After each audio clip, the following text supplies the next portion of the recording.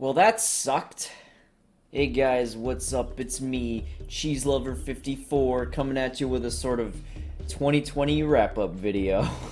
I've got some bigger videos in the works, and there'll probably be some stupid stuff in between when those come out, but I'm pretty sure none of them will be done before the end of the year, so today I just kind of wanted to have a casual little discussion with you guys, talk about what this year's been like for me, some stuff I've been playing, maybe some hints at what I'm working on next, and all that good stuff.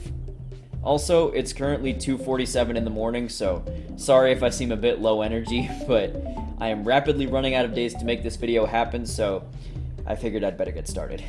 So obviously, this will probably be like the millionth time you hear someone say this, but 2020 has pretty much been an absolute garbage heap of a year in pretty much every possible way.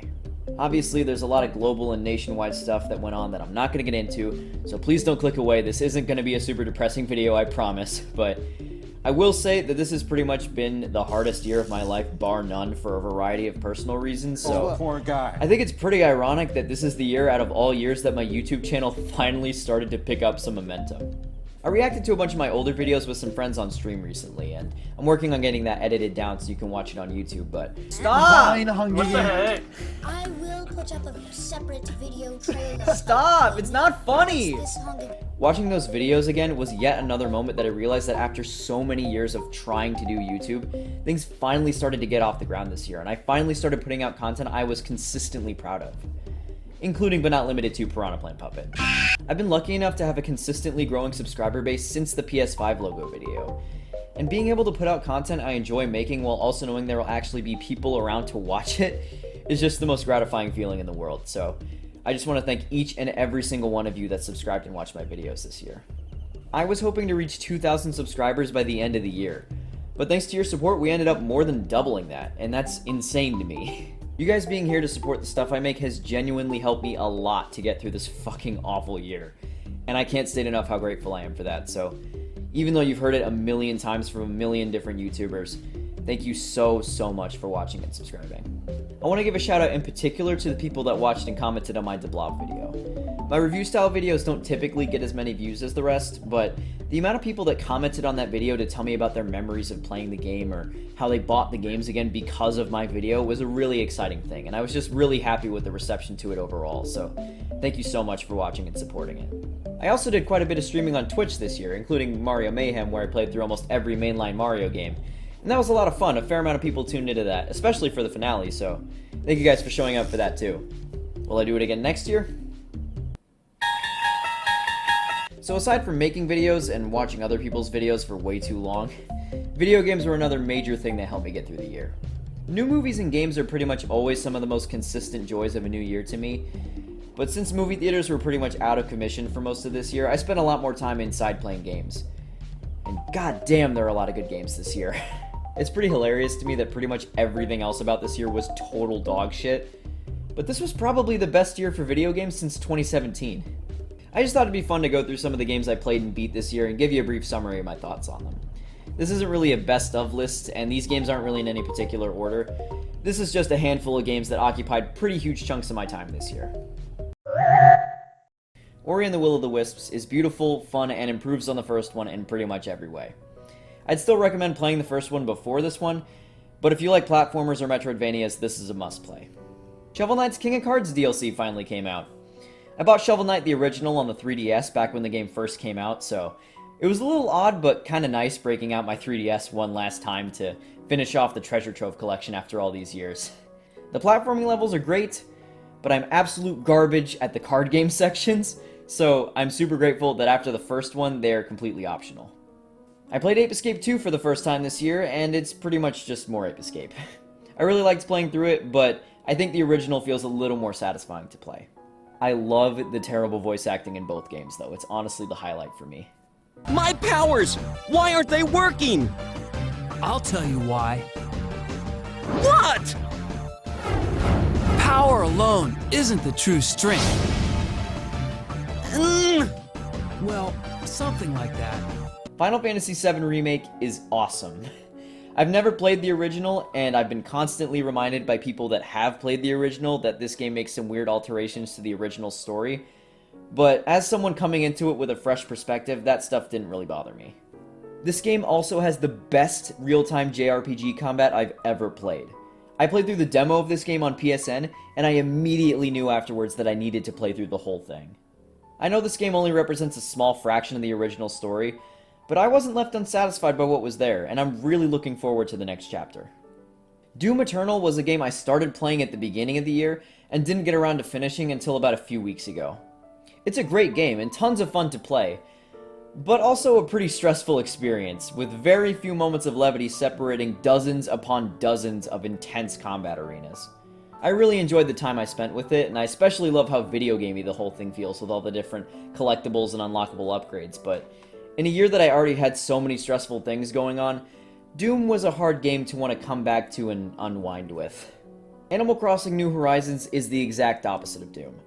And I know a million people have pointed this out already, but I think it's kind of poetic that they came out on the same day. I played New Leaf on the 3DS a while back, and I wasn't super into it, but the wealth of new customization options plus the fact that my girlfriend bought a Switch just to play this game was enough to convince me to give the series another shot. And I'm so glad that I did. New Horizons is so great. This game was part of my daily routine for a handful of months, and I was totally obsessed with collecting new items, meeting new villagers, and slowly but surely improving my town. I haven't gone back to it in a while, and I'm kinda scared my villagers will be pissed at me when I do, but it was definitely one of the brightest spots of my year. The Last of Us Part 2 is an odd beast of a game. Similar to something like Star Wars The Last Jedi, it feels kind of impossible to talk about this game online without getting grouped in with people who either relentlessly trash the game or people who sing its praises and ignore all the flaws no matter what, but I, like a lot of other people, fall kind of in the middle on it. There are several aspects of the story that I love, and the gameplay, graphics, music, and all that stuff is all great. But I think my main problem is and has always been the jarring shift from Ellie to Abby in the middle of the story. The game won me back over by the end, but there were several hours before that where I really wasn't super invested in what I was doing as Abby because all I cared about was seeing how Ellie's story ended. Regardless, I do still lean more on the positive side with this game, even though I know it's far from perfect. Also, sidebar, game studios, please stop making your developers crunch to finish a game on time.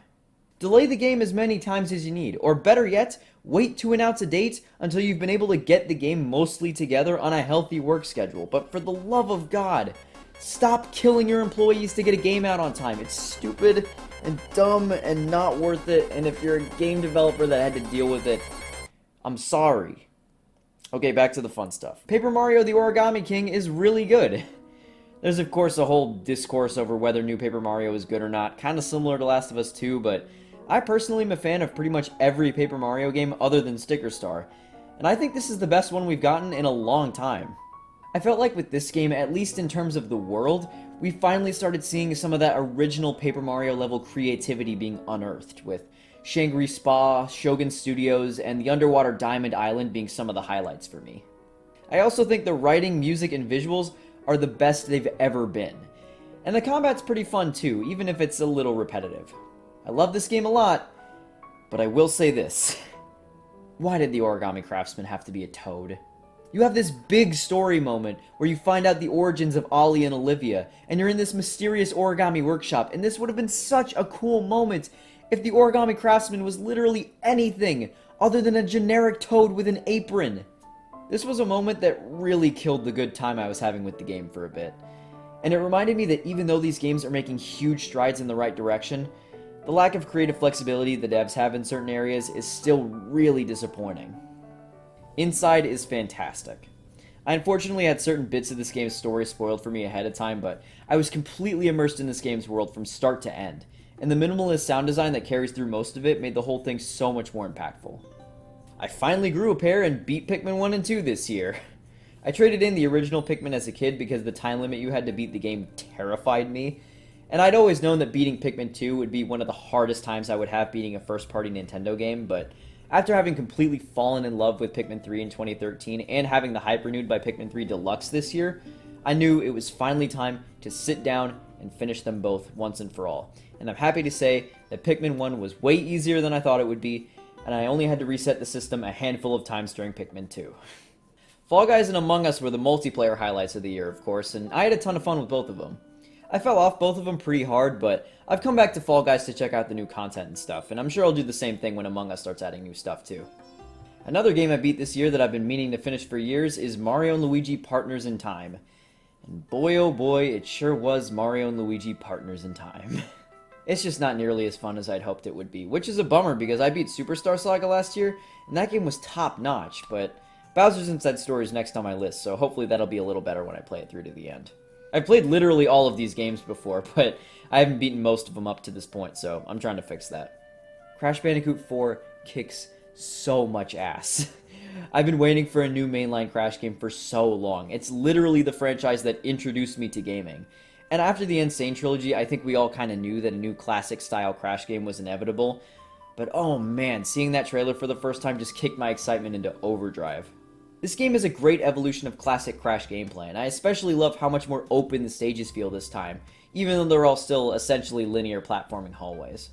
I also like that the new additions focus mostly on the platforming and not so much vehicle gimmicks or anything, because some of the other Crash games kind of had vehicle overkill. One thing I will say though is that this game can get hard, and some of the late game stages are so difficult that I can't imagine most young kids being able to beat them on their own. So, parents, if you're getting this game for your kids for Christmas, you better get good. Super Mario 3D All-Stars is a shameless corporate cash grab, and all these games should absolutely already be on the Switch through some kind of virtual console or something, but god damn it, man, I love these games, and I love playing through them again. The inverted controls on Sunshine were a little hard to get used to, and playing Mario Galaxy in portable mode is annoying because you're literally required to use the touchscreen to get star bits, but these are all still great games, and I'm glad they're finally on the Switch where I've been waiting for them to show up for so long. Especially Mario Sunshine, because that game hasn't had an official re-release until now. Wow, good job Nintendo, you finally put out an 18-year-old game on new hardware, yay! Spider-Man Miles Morales is more Insomniac Spider-Man, and it's great. I didn't think it was possible, but they actually made the swinging feel better than the last game, and Miles' new Venom powers are really satisfying to use in combat. The story isn't anything too crazy, especially compared to the original, and I gotta be honest, I played the original and its DLC so much to the point that I kind of burnt myself out on Insomniac Spider-Man. I literally had an alarm on my phone telling myself to go to sleep because I was staying up all night playing the game every night. So, since this game was pretty much more of the same, it didn't really blow me away or anything. I still had a good time with the game regardless though, and if you're one of those people that have never played the original and got the bundle with both on PS5, I envy the blind playthrough you must be having right now. And finally, Sackboy: A Big Adventure. I'm currently working on a full review of this game that'll hopefully be out sometime within the next 10 years. But I will say for now that this was not only one of my favorite games of the entire year, but has cemented itself as one of my favorite games of all time. And I can't wait to get a PS5 so I can upgrade it and play through the entire game again. And that's pretty much everything I played. There's a handful of other games that I tried and didn't finish this year, so if I decide to revisit some of them, maybe you'll hear me talk about them another time. Or not. I could disappear off the face of the earth by next December, who knows? A lot can happen in a year. So, now that that's all out of the way, there's a couple more things I want to talk about before I wrap up this year on YouTube. About a month ago, I asked you guys in my highly engaging YouTube community tab whether or not you'd be into a Q&A style video for 4,000 subscribers, because I thought that might be kind of fun to do, but not a lot of you asked questions, and enough of you said no to the idea that I figured I'd just fold that idea into this video, so let's just take a look at these questions real quick. Who are you and why are you in my recommendations? First off, I'm Chris Trenary, pleasure to meet you. Secondly, I think it's because YouTube really wants people to use the community tab more often. What editing software do you use? I use Cyberlink Power Director, but I've been heavily considering switching for a while now because it's got some quirks that have gotten on my nerves the longer I've used it, but it's going to be expensive to switch, so it's good in the meantime. What's your favorite party? Mine's birthday. Mario Party, with Shrek Super Party not far behind. When is the PewDiePie collab? Not soon enough, Tristan. Not soon enough. And that's all the questions. Thank you guys for participating. To close, I want to give a shout out to some other channels you should check out, because YouTube is just one big community at the end of the day, you know, and I want to give some props to some other creators too, instead of just tooting my own horn, you know? MeMelon and Threefold Maker are two guys that have been supporting pretty much everything I've been doing since the PS5 video blew up, and they both have great channels that are well worth your time. Melon and I have actually become friends too, and he was part of that whole reacting to old videos thing that I was talking about earlier, so hopefully you'll see him on this channel sometime soon if I can get that video done. Two Modder Reviews is another channel that I know personally, and by personally, I mean through the internet. But he puts out great stuff too. If you like James Rolfe-esque movie reviews, definitely check him out.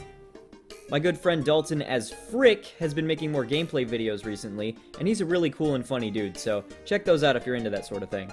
And Dalton, if you're watching this, I'm sorry I forgot to film your shout out on camera. It was extremely late, and I was a very drowsy boy. Of course, I gotta give a shout out to my Unstable Opinions podcast crew, Gabe, Tristan, and Nick.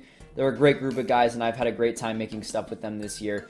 Even though Nick, for whatever reason, took down most of his videos, including I Make Cookie, which is blasphemy. Nick, we know I Make Cookie is out there, and we demand to have it back.